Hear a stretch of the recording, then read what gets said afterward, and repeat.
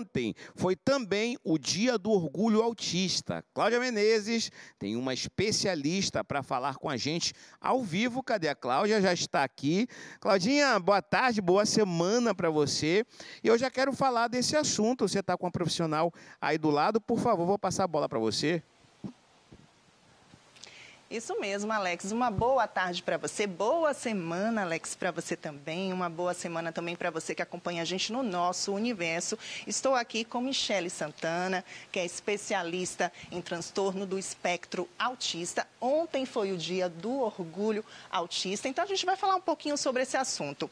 A gente sabe, Michele, que os primeiros sinais acontecem mais na infância, né? Mas também não é incomum que aconteça na fase adulta, né? Como o ator Anthony Hopkins, que descobriu ser autista aos 70 anos de idade. Inclusive fez um filme chamado Pai, ganhou o Oscar por esse filme. Então vamos desmistificar esse assunto de quem tem, né, o transtorno do espectro autista é uma pessoa que não tem capacidades, né?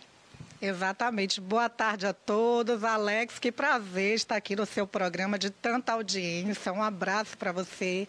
Cláudia, seja muito bem-vinda aqui ao nosso espaço, né, de atendimento ao paciente com transtorno do espectro do autismo. Ontem, uma data muito especial para conscientização, porque quanto mais informação, menor o preconceito. Você trouxe uma pergunta muito bacana. Hoje, antigamente, os instrumentos diagnósticos eram mais restritos, né, para o paciente com esse transtorno.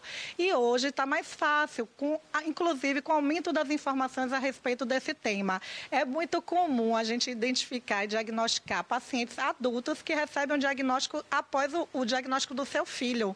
É muito comum, perpassaram pela vida inteira sem saber o que tinham em relação às suas características apresentadas e depois que o seu filho, muitas vezes o seu neto, recebeu o diagnóstico, eles conseguiram se ver. E hoje a gente tem um nível maior de informação. A equipe hoje médica, que é quem fecha o diagnóstico de transtorno do espectro do autismo, é o médico, né? Nós, analistas do comportamento, toda essa equipe multi que está em volta, instrumentaliza o médico. Então, os instrumentos melhoraram muito e a gente hoje pode identificar mais rápido. Então, vamos falar, assim, da questão dos sintomas, né? Porque tem muito pai, muita mãe. Eu sei que hoje esse assunto é muito mais divulgado, então, né, as pessoas têm mais acesso à informação do que há décadas atrás, né? Muitos pais, às vezes, tinham um filho, sabia que existia algo ali, mas não sabia o que era, não entendia, né? Mas, assim, quais os sintomas que um pai e uma mãe que está em casa hoje vê o seu filho, que pode dizer assim, ó, um alerta, um sinal?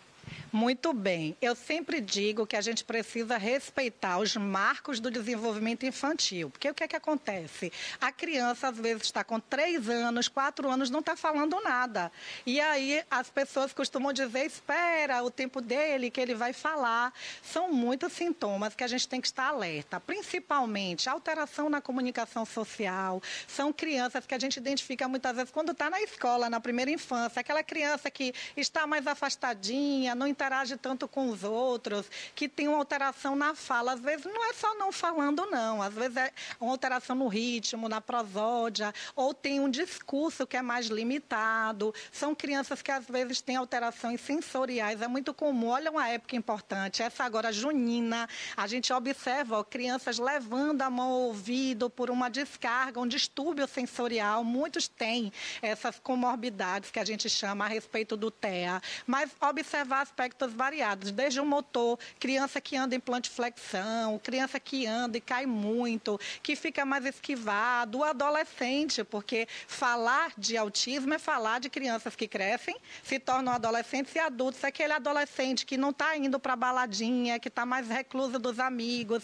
que fica em casa, de crianças que têm dificuldade na mudança de rotina, né? A gente quer um caminho, eles impactam e querem ir pelo outro. Então, é uma gama, como o próprio nome traz, transtorno do espectro do autismo. Dentro dessa palavrinha, Cláudia, espectro, tem uma ampla variedade de sintomas que a gente precisa rastrear. E por isso, procure um médico. Quanto mais cedo identificar os sintomas, e ver os sinais apresentados, identificar e rastrear, mais as chances do pleno desenvolvimento. É que geralmente, né, esses sinais aparecem nos primeiros anos, né, de vida da criança, nos primeiros meses anos, né, já pode, mas assim, entre 2 e 3 anos é que é mais comum o diagnóstico, né? Fala um pouquinho sobre tratamento também. A gente, inclusive, está aqui nessa área externa. Queria mostrar um pouquinho, né? Jorge aqui, Chagas, nosso cinegrafista, pode mostrar que tem aqui, olha, equipamentos que ajudam, né, no tratamento de uma criança autista, é isso? Exatamente. Aqui é uma área, por exemplo, que a gente faz a dessensibilização sensorial.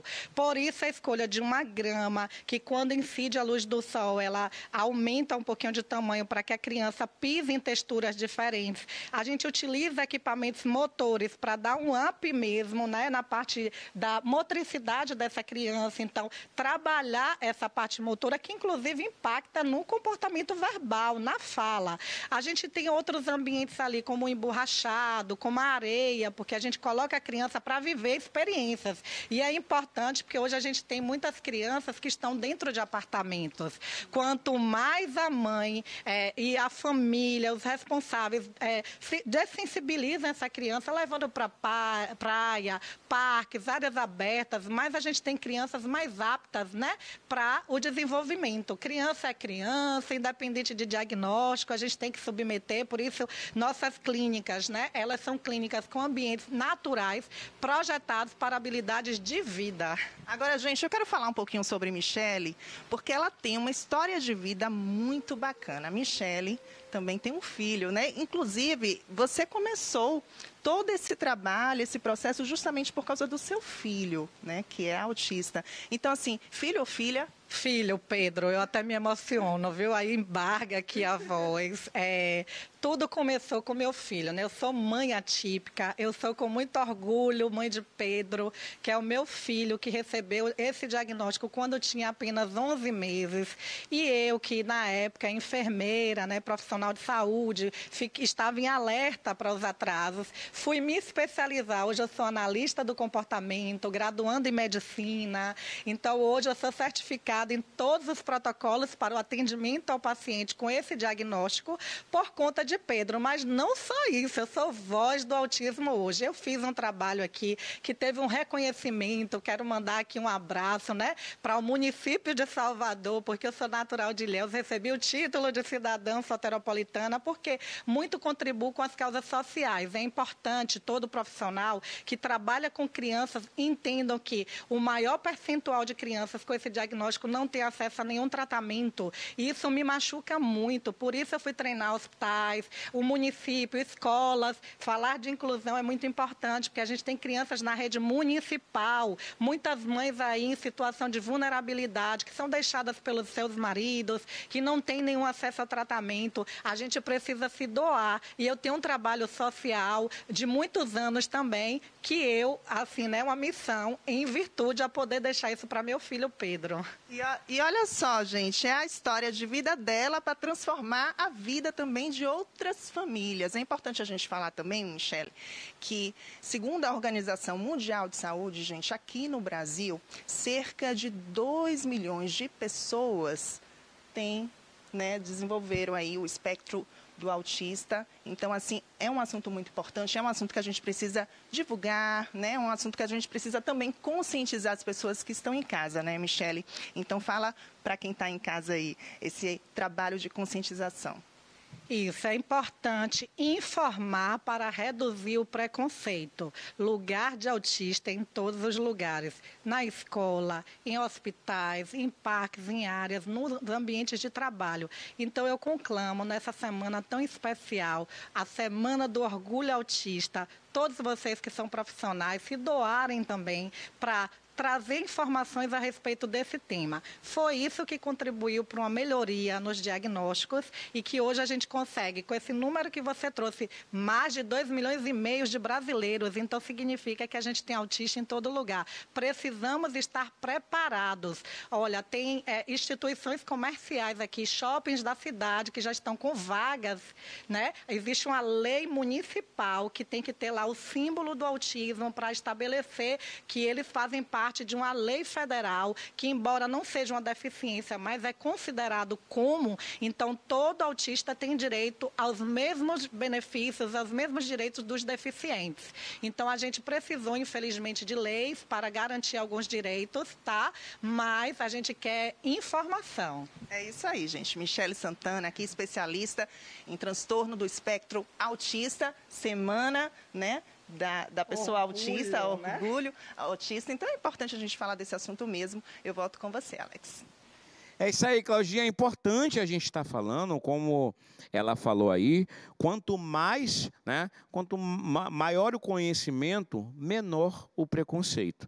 Então, sugiro que as pessoas, de fato, sabe, vão pesquisar, vão saber. A gente tem aí, né, a internet, que é uma enciclopédia gratuita, você não paga nada para você estar pesquisando sobre tudo, sobre qualquer situação na vida, né? Não só sobre o autismo, mas sobre toda e qualquer a doença que exista no mundo, porque o preconceito, vocês tenham certeza absoluta, eu acho que é o pior de tudo. Acho que a maior dor, né, nem a dor física, é a dor mesmo do preconceito. Então, vamos, por favor, procurar nos aprofundar, né, munir do maior número de informações possíveis para que não se tenha preconceito em relação a nada.